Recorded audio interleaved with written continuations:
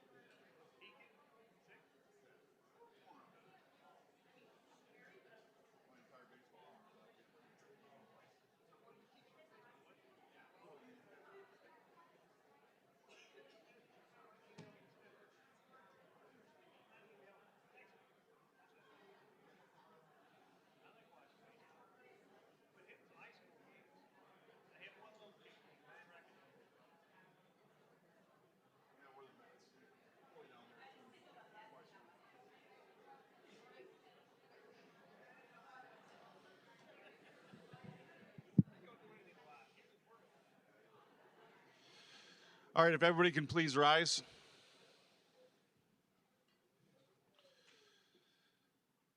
Please welcome in Law Enforcement Academy Class 2390.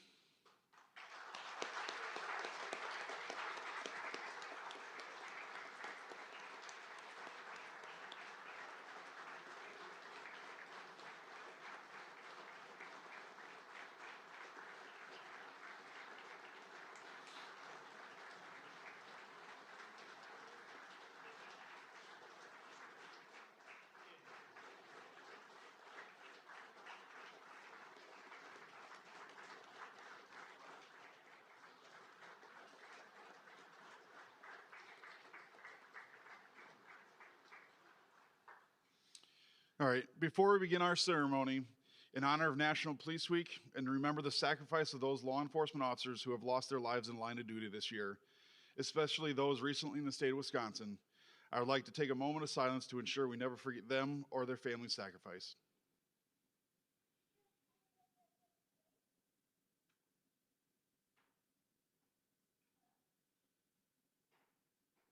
Thank you. You may be seated.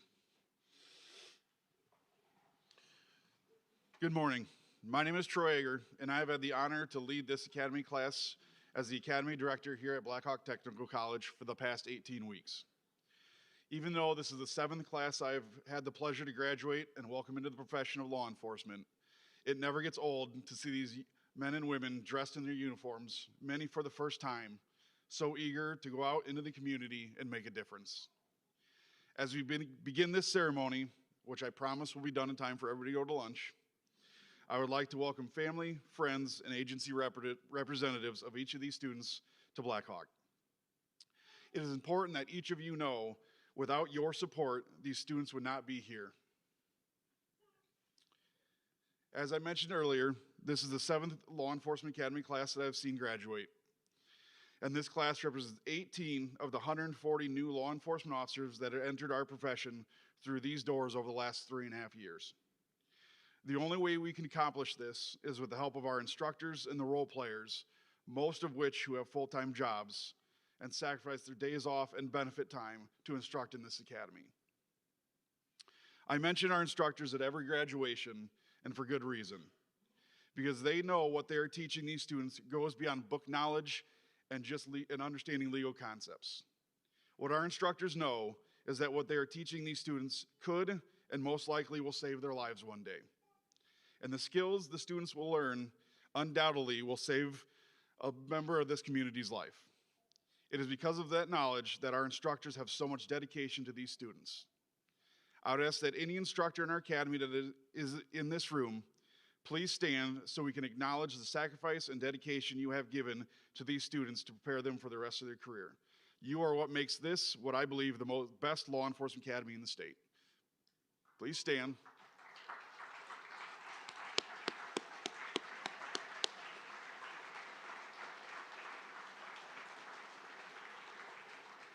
Thank you. Beyond the instructors that are in front of the class on a daily basis, there is so much work that goes behind the scenes that often goes unrecognized and underappreciated. and that is the work of the administrative assistant, Tammy Rail. Tammy is truly the backbone of the administrative work done with the academies, and I honestly question where we'd be without her passion and dedication to our program. Please help me give her our utmost appreciation.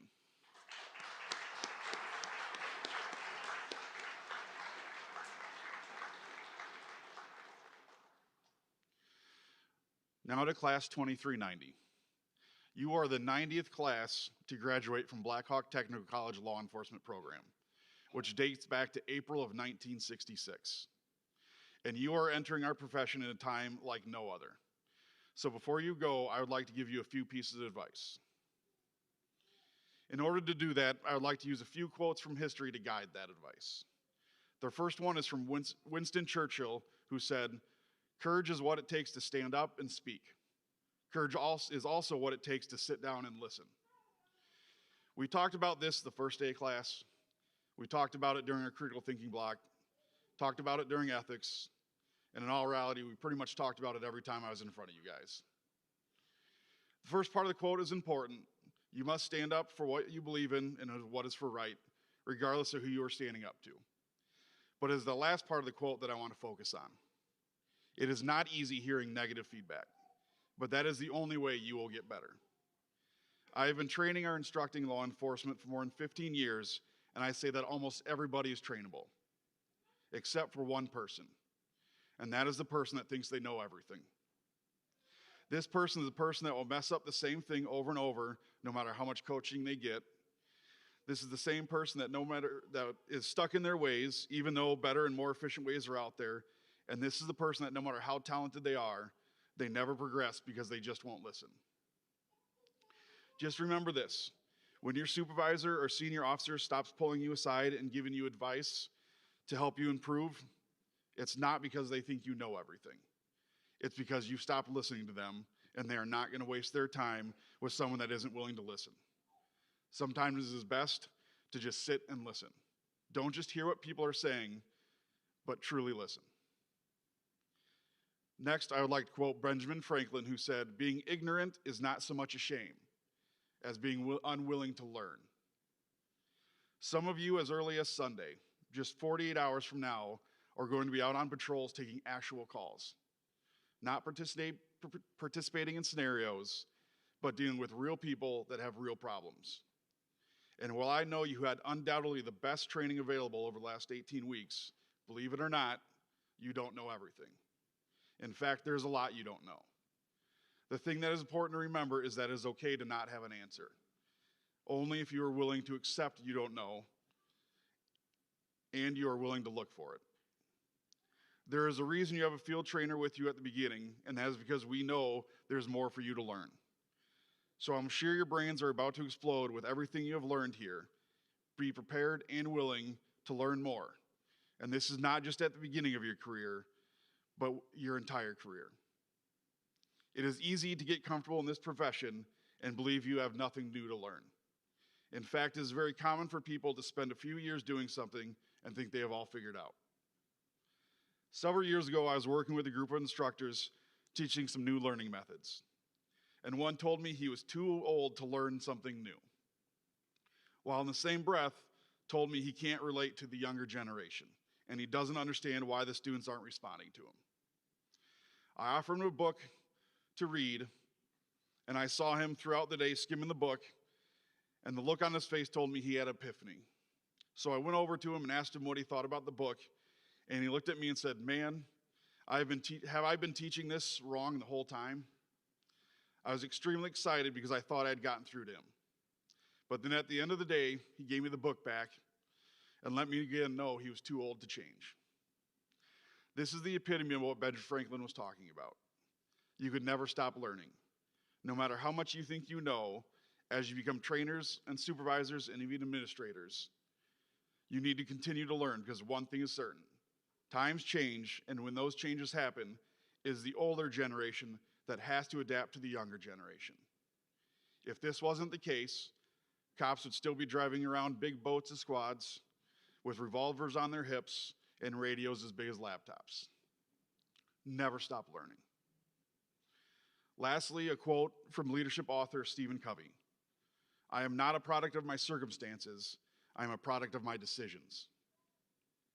I'm going to promise each one of you right now, there are going to be times in your career that are tough. You're going to miss family gatherings. You are going to see things you never imagined you would. You aren't going to get the promotion you wanted, and 100 other things that are not like the celebratory day today. It is how you deal with all those things that will make a difference in your career. It is easy to become the jaded officer that finds the negative in every situation. It is easy to become the one that shuts down with their family because they had a rough shift. And it is easy to blame others when things don't go your way. The hard part is making the decision to acknowledge the situation and turn it around.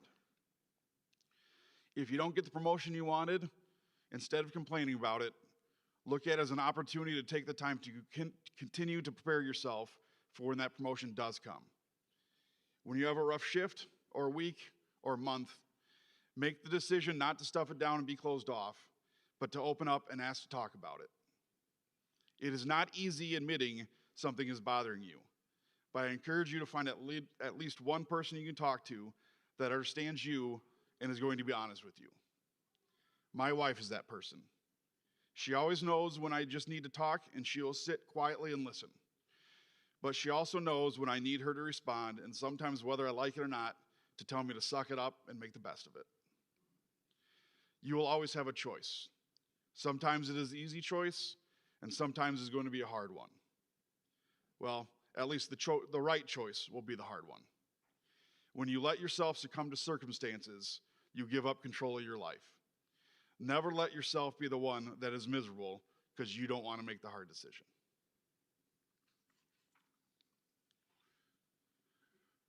Next, I would like to invite one of the members of the class to come up and address the group. I don't believe in selecting one student at the beginning of the class to be the class president, because then other students don't get to work on their leadership skills. So I tell the class early on, I want them all to be informal leaders.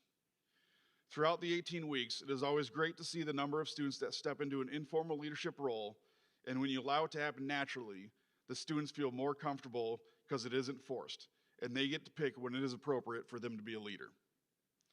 At the end of the class, I poll the students and the lead instructors to identify the student that took on an informal leadership role within the class. The winner of this award led by example the entire 18 weeks. When I ever needed students to help, he was the first one to jump up and volunteer. When other students were struggling, he was one of the first to help, and he had an amazing attitude every day. I would now like to invite Deputy Riley Bendorf of the Rock County Sheriff's Office to address the class.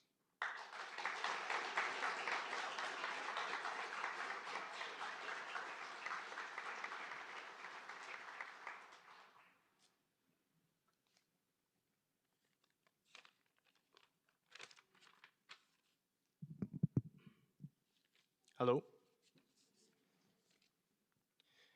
Glad to see everybody made it on time. This is great. Hello, my name is Riley Bendorf. I was born and raised right here in Janesville, Wisconsin. Graduated from Parker High School in 2016. Then I went to the University of Wisconsin-Platteville, where I graduated in May of 2020 with a Bachelor of Science in Criminal Justice. Shortly after graduation, I was hired at the Rock County Sheriff's Office to be a correctional officer. There I worked in the jail for 2.5 years. I received the opportunity to work on the road as a deputy. I graciously accepted that position, but also knew that there'd be a long road ahead. An 18-week, 720-hour law enforcement academy, a couple of months of field training, and then working until I'm off my probationary period. I knew it would be and continue to be a lot of work to enter this field, and thankfully, I have had the support of my classmates along the way. It has been a long 18 weeks, but day after day, we kept coming back. It was like a salt lick with deer. We kept coming back. The early mornings for physical training were tough and often made you think, whiskey, tango, foxtrot. Though the workouts tested our strength, endurance, and will, we all managed to pull through. We have learned to shoot, drive, fight, communicate with others, and many other valuable skills that we will continue to use throughout our careers.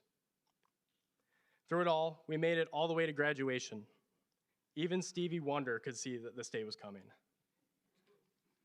This whole class is filled with amazing people who are leaders in their own respects. I cannot begin to express how proud I am of this group and what we have accomplished. It has been a very honoring experience to see how much everyone has improved and bettered themselves throughout the academy. This academy has created lasting friendships that I will carry with me for the rest of my life. I wish nothing but the best for all the recruits in class 2390. I also want to thank all the instructors for their years of expertise and experience that has shaped us into the law enforcement officers that we are today. Well, today you all graduated. Good for you. Now go grab a beer and pretzels and do your happy dance. 10-8, no report. Thank you.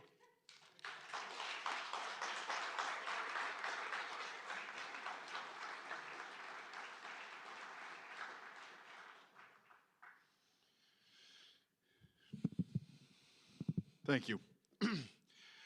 Every class, we ask the students to select an instructor whom they believe displayed not only an excellent knowledge base, but also the ability to transfer that knowledge. It is not uncommon for the students to love an entertaining instructor that tells stories, that make them laugh, but sometimes that entertainment value can sacrifice the learning. However, with this instructor, while he has an amazing ability to engage the class and find a funny story to relate almost all material, he never sacrifices the learning of the students. This instructor is a retired lieutenant from the City of Beloit Police Department and is one of our longest tenured academy instructors here at BTC. This instructor teaches everything from firearms, emergency driving, tactical response, and traffic law. He was an instructor here when I came through the academy, and I can say he is the only person I know that can take a topic like traffic law, where students are taught algebraic formulas like cosine and tangent to figure out the speed of a vehicle, and make it entertaining. The class of 2390 would like to present the Brent Belke Instructor of Excellence Award to Mr. Rich Lefebvre.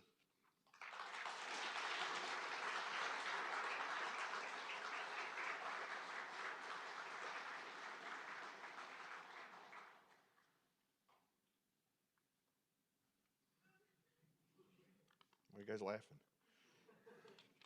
Good afternoon. Good morning. I guess I just want to say thank you, first of all, to the class for your support as instructor of excellence. I don't know why. I think it's because, and I think the instructors in the class will agree, I just happen to teach the fun stuff. So I think when you teach shooting and driving, they tend to pretty much like the class. It's hard to make that go wrong. So I think that that's most of it. But kind of to echo some of the things that Troy has said, unfortunately, this will just start your learning. It'll be interesting the first time you make and I think most law enforcement, there's a lot of law enforcement in the room. I think most of us remember like the first time we're driving around and the first day or the first time you make an arrest and you put handcuffs on somebody and you put them in the squad, and now what do we do? Because you haven't taught how to book, you haven't taught how to proceed. I heard a story years ago about the new trained officer didn't know how to get to the county jail. And they were driving north on I-90 and passed the exit and had to go all the way to Newville to turn around because they passed the county jail, or the exit for the county jail. So yeah, your training will probably start here. It's quite an accomplishment that you have. You guys have learned a lot of things. And I would encourage you, like Troy said, to keep learning. There's never an academy class that goes by that I don't learn something. I still learn something from the students. Sometimes it's good, sometimes it's bad, but I always learn something from the students. Some things to keep in mind as you go through this, and again, Troy hit on some of it. Accountability. Make sure that you guys hold each other and yourselves accountable. And some of these topics, like I wasn't the one that taught this. Make your mistakes and own them. Nobody's going to be perfect at their job. Cops make mistakes. I know that for some people that's unbelievable. I don't know if anybody's listened to Paul Harvey's commentary from years ago about what a cop is, what a law enforcement officer is. I would encourage everybody to take a listen to that sometime. It's a good listen. You're going to make decisions and you're going to make errors. Own them, learn from them, and move on. as I thought about what to say today, I thought about the change in law enforcement.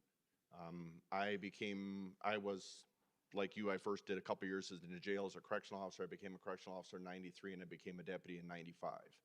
So I've been doing it for a couple years. It's the things that are very hard to pass on from training. Graham v. Connor, what is it? Didn't think there was going to be a test here. The what?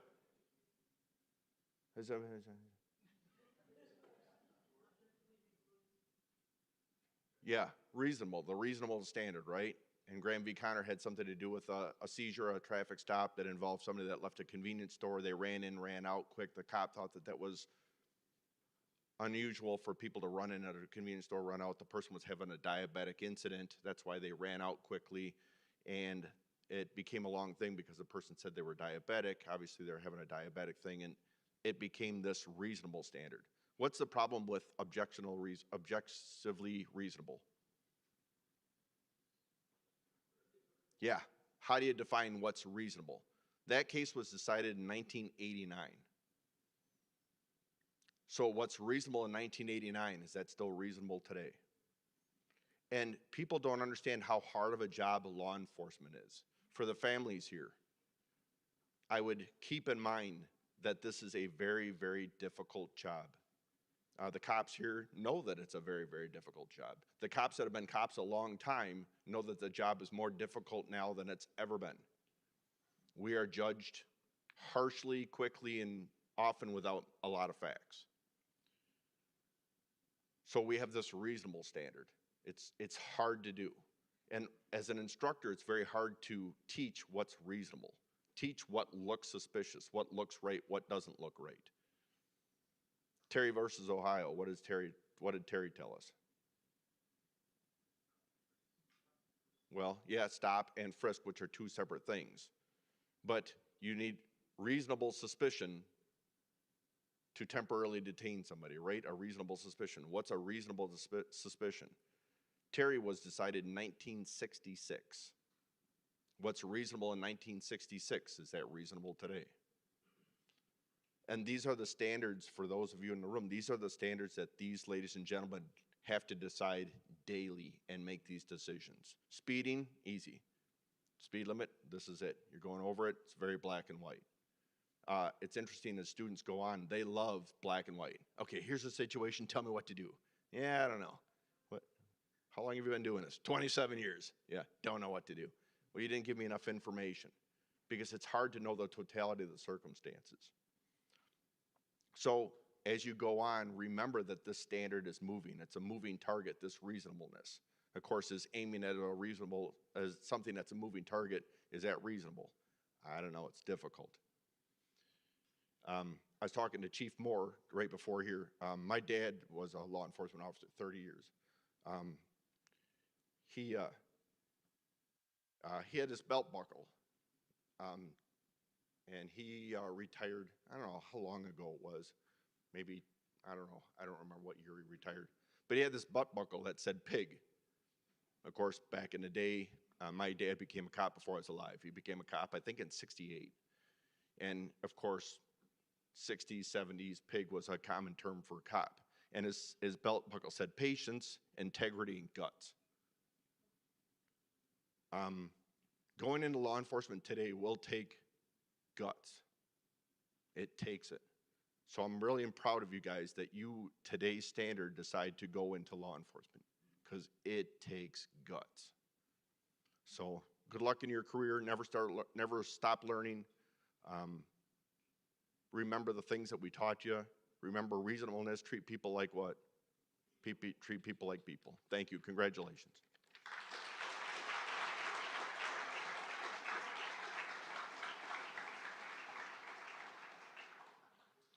Thank you, Rich. Our last speaker was also picked by the students as someone they wanted to hear from. This speaker is someone that I have had many conversations with, and someone that has helped guide me through my own career. And while some of our conversations became intense debates on different thoughts and theories, they almost always ended with us in agreement. just refusing to use the other person's words in the agreement because we both wanted to be right. I knew Chief Strauss was retiring soon, and that there were several students in this class that are currently or formerly of the Rock County Sheriff's Office. So my plan was to plant a seed that they should ask him to speak, because I know how much he loves it. But before I can even do that, the students let me know they wanted to hear from him.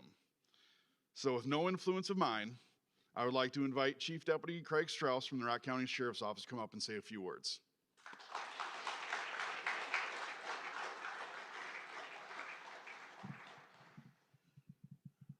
I normally get a chance to threaten the students prior to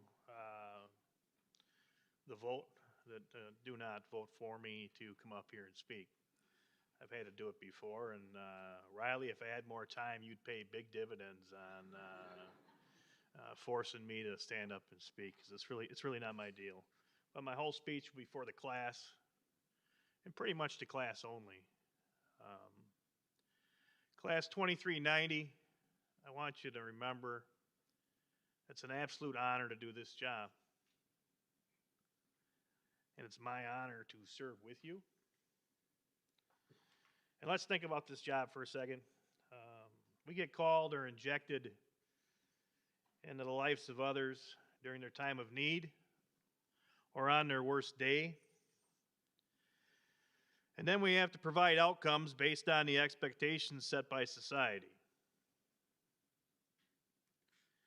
Now, I won't claim this is an easy job, and I'm certainly not going to tell you you're going to get rich, because it ain't going to happen. But it's certainly rewarding, and there's honor in it.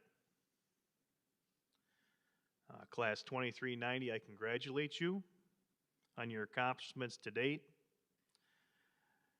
and strongly believe that the profession of law enforcement just got a little bit better simply by you joining the ranks. And I know this to be true. I'm a second-generation law enforcement officer, and I've lived this lifestyle my entire life. Now, my father's generation, they were hired because they're near 6 foot tall, been drafted to Vietnam, and said, "Don't mess with me," written right across their forehead. I think that was the requisite. Interestingly enough, when he started, you could even shoot at fleeing felons. Boy, isn't that strange? Could just, yep, there goes one, boom, boom, boom, boom, boom, right? You got to be able to do that. And I'll give you a quick story. I attended my first police in-service training in 1977. I was 5, right? No babysitter. Dad said, "Get in the truck." So me and my brother, we get in, and we go down to the police department, and we're thrown in a cell, and promptly said, "Go ahead and play inmate." All right, here we go. So I'm banging on the bars, screaming and yelling, creating all kinds of inmate havoc, and the door bursts open, and this huge old man walked through the door, bigger than Richie's dad. His name was Chief Art Wall. And Art Wall seemed kind of strange. He looked at me and he looked at my brother, and I think he was startled that we were locked in a cell, but he didn't say a whole lot about that. He said, "What are you Strauss boys doing?" I said, "We're playing inmate, Chief." And he goes, "Well, you're going to play it a hell of a lot quieter in the future." All right. So I played it quieter after that. And at noon, the dispatcher came back and gave me a soda. And I remember distinctly it was a Dr. Pepper. Back in the day, you didn't get soda at home. You really did. You guys grew up on the soda. We didn't have any soda at home. So I had a Dr. Pepper. Later on, I learned that I felt like Forrest Gump after seeing that movie, right? Having a Dr. Pepper. So I graduated. Now, my dad graduated from this academy here in 1973. At the time, having the academy was not a requirement to be a law enforcement officer.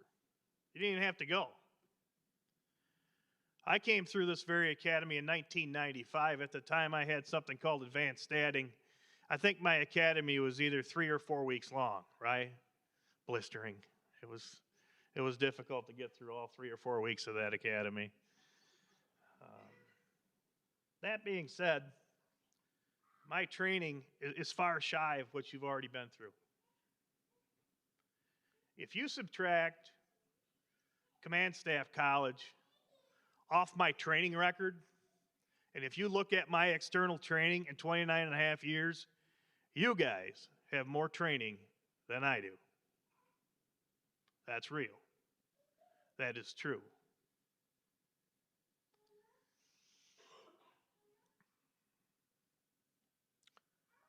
Today, when I watch camera footage, body camera footage, I'm extremely proud of the communication skills and professionalism being displayed. Staff are certainly doing a better job than I ever did it, and I'm confident that you will too. I actually believe that each generation gets a little better. Now, I've certainly advanced through a career, and everybody does to a degree. There's a lot of bosses here. That doesn't mean your boss or I are somehow smarter than you. That would be false. We've simply had a lot of experiences. Now, I want you to have fun with those experiences. And you're going to get them throughout your career. And those are the things you need to learn from. It's real hard to learn success or through success, but you best learn through your failures. I got a whole personnel file about that thick. That's how I got to be chief, I think, because I got the thickest personnel file. So I had enough negative experiences that I better learn from, right? So what can a guy like me actually provide to you? And basically all I can give you is a few statements or advice. I've already covered that you have more training than I do. Policy books, right? They're thick. They're getting thicker. Thank you, the insurance companies and the lawyers that finally figured out a couple words about best practice. Thank you, Alexa Pohl. I appreciate you. I probably shouldn't say that out loud, but I just did. Here's the deal.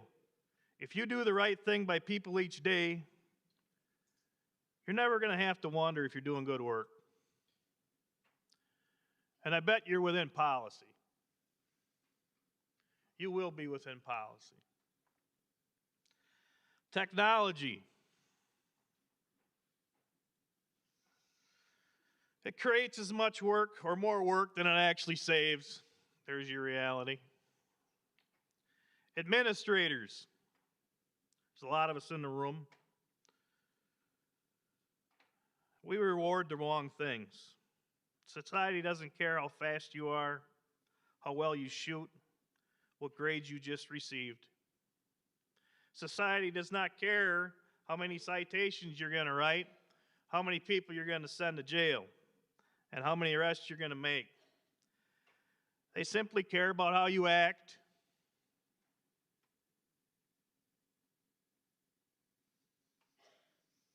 And how they're treated by you.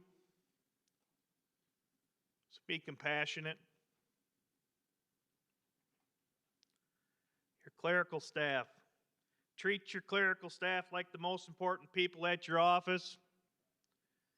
Because they are. They're underpaid.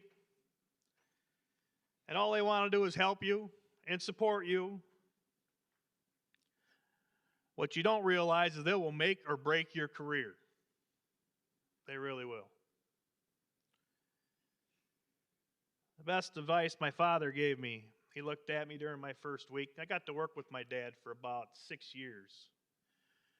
During the first week, he looks at me, and I'll leave off one of the words because you can't use that word no more in law enforcement, apparently.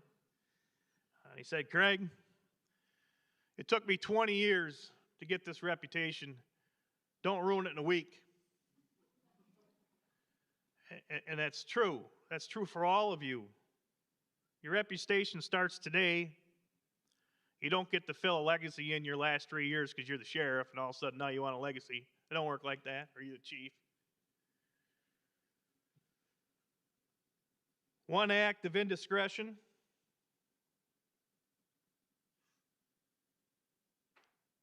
will take you out of this game, or could take you out of this game. So remain true, be true every day, be consistent. I got to go with Stephen Covey. I didn't know Egger was going to go with the Covey principle. He reads a lot more books than I do. Covey must write little because I understand a little bit of it. But basically, the enemy of greatness is being good. I'm not confident that greatness is attainable, but you certainly can't be satisfied with being good. I need you to reach out each day towards greatness. I see you nodding, Creed. I like it. Now, here's a strange one for you. I threw this in there because I like doing it.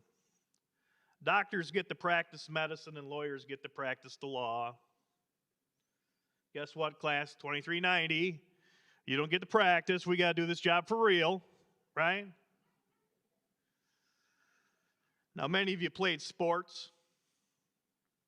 Coaches were always telling you to give 110%. And they got to coach you with games that had timeouts, probably involved short duration activities. They may even had appeals process that resulted in do-overs. Well, the math doesn't work out. You can't call a timeout. Nothing about your career is going to be short duration. And you're not going to get a do-over. So do it right the first time, every time. You're going to get an FTO next week. Or whatever your agency calls them, PTO, FTO, whatever they got going. And he or she's going to tell you not to take this job home. I, as a chief, even though I might not be yours, I'm going to tell you better take it home. Please, give me your ride home to think about what you can do better tomorrow. Think about it again as you fall asleep and develop a plan.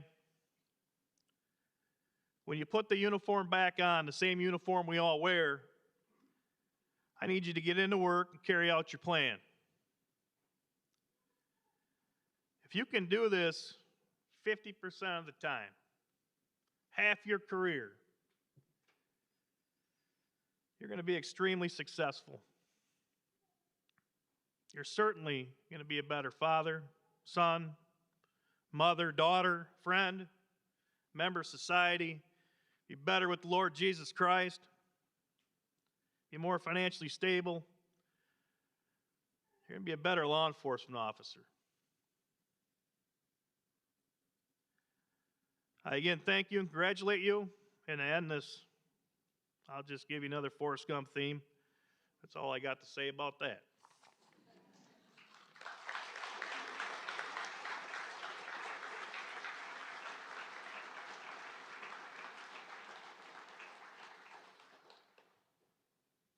All right, the last thing we need to do is make a few things official, so we have a couple awards to present. Our first award is the Award for Academic Achievement.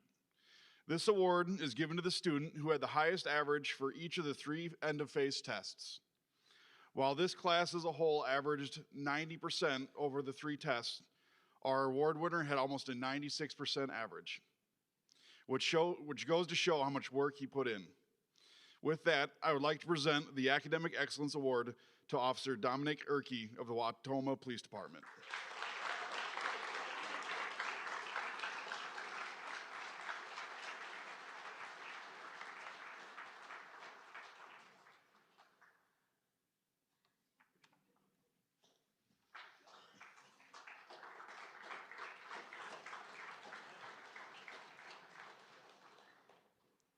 Next, I would like to present the award for Outstanding Physical Fitness. Every student must pass a physical readiness test to get into the academy, and they have to pass a tougher, more stringent physical readiness test in order to graduate. This award not only takes into account those exit standards, but also looks at the student that showed the most effort in our 32 hours of physical fitness throughout the past 18 weeks. I would like to present the Physical Fitness Award to Deputy Riley Bendorf of the Rock County Sheriff's Office.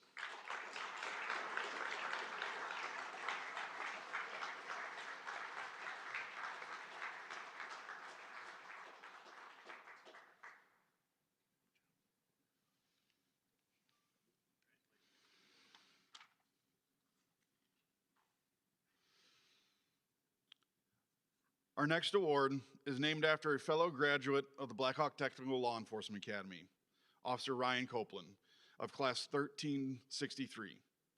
Officer Copeland was tragically killed in an on-duty traffic crash in 2015. Officer Copeland was a member of the McFarland Police Department, a K-9 officer, and a veteran of the United States Army. While I never met Officer Copeland, I know many people that knew him, and the stories I have heard about him as a man and a law enforcement officer show me what a kind of human being he was, which makes this award very special to this academy. As this class has heard many times, this award has been presented to a sheriff's deputy 5 of the last 6 academies, with a police officer finally winning the award last academy. As a former sheriff's deputy, I was hoping the sheriff's deputies in the class would get it back, but unfortunately, they weren't able to. However, as a former Marine, having another Marine win the award is the next best thing. I would like to present this class's Officer Ryan Copeland Marksmanship Award to Officer Kenneth Gigstead, the 4th of the City of Beloit Police Department.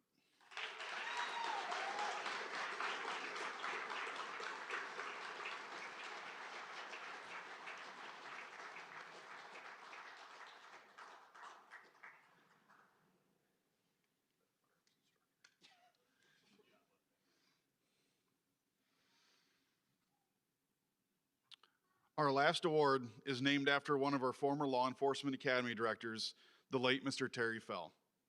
Mr. Fell served as both the chief deputy of the Rock County Sheriff's Office and the chief of the City of Beloit Police Department. After retiring from over 25 years of law enforcement service, Mr. Fell served as the Law Enforcement Academy director here at BTC for 10 years. Mr. Fell also served on the Beloit City Council and on the Rock County Board of Directors for several terms. Mr. Fell's legacy is that of leadership, honor, and sense of duty. I am proud to present the Terry Fell Leadership Award to Deputy Riley Bendorf of the Rock County Sheriff's.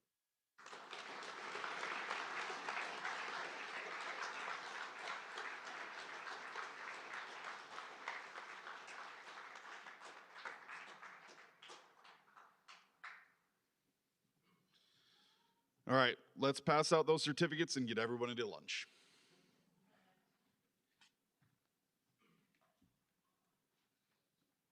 Good morning. It's my pleasure to read the names of our graduates of Class 2390. As I do, please come up, get your lovely folder, shake some hands, smile pretty, and then get off. Okay. All right, we'll start with Tyler Bailey, Beloit Police Department.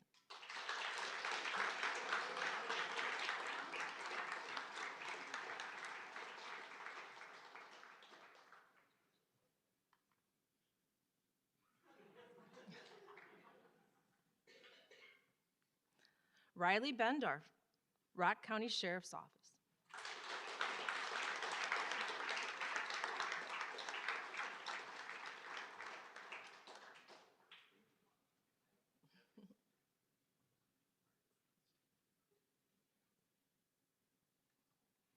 Trevor Bierman, Oregon Police Department.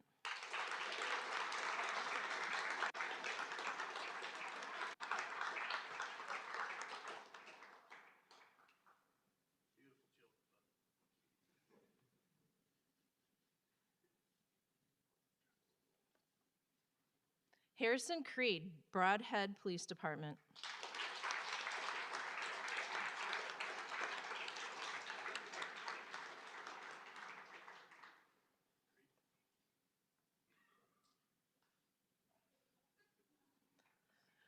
William Dill III, Janesville Police Department.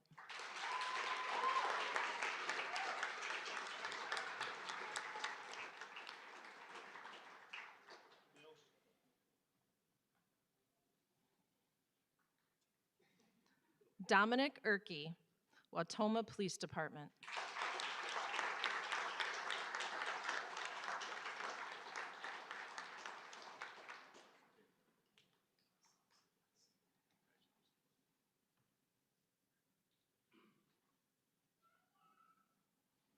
Cameron Fees, Greene County Sheriff's Office.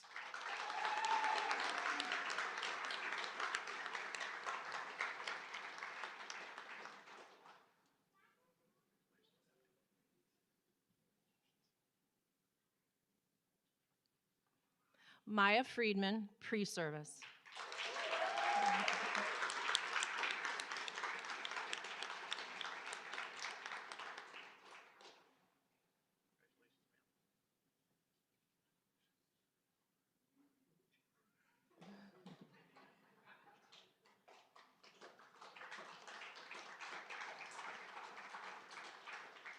Kenneth Gigstead IV, Beloit Police Department.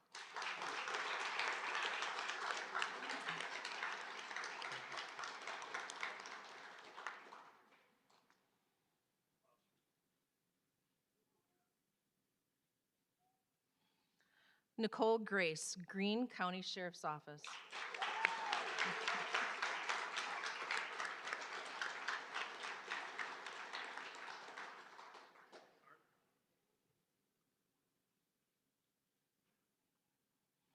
Joshua Hardacre, Greene County Sheriff's Office.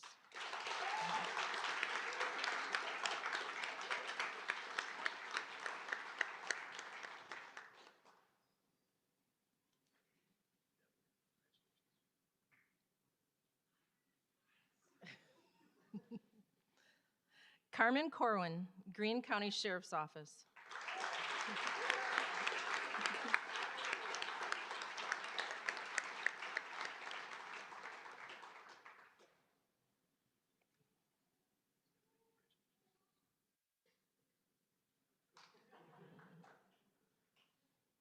Carter Losby, Monona Police Department.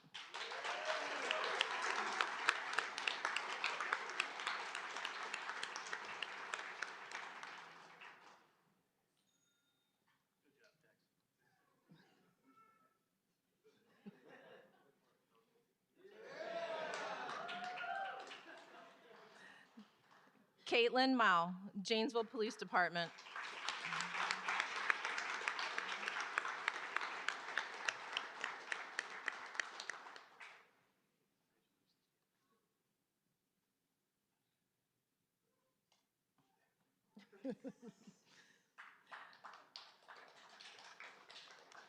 Steve Meyer, Town of Beloit Police Department.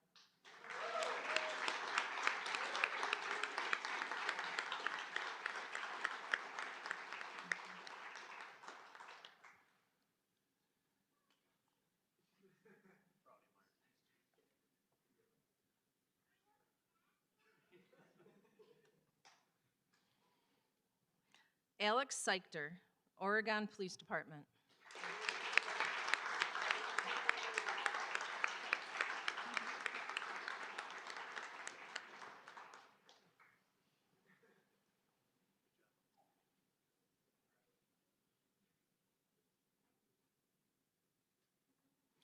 Kayla Tanner, Jefferson Police Department.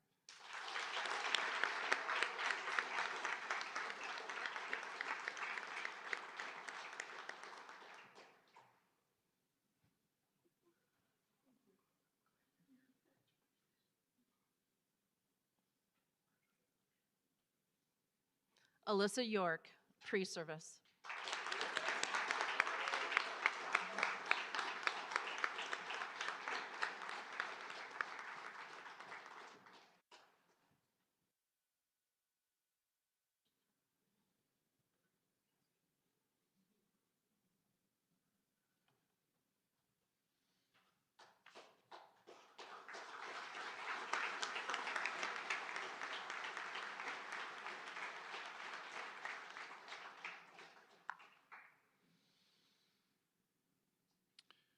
I want to thank each of you for being with these students as they celebrate this great achievement to begin their careers.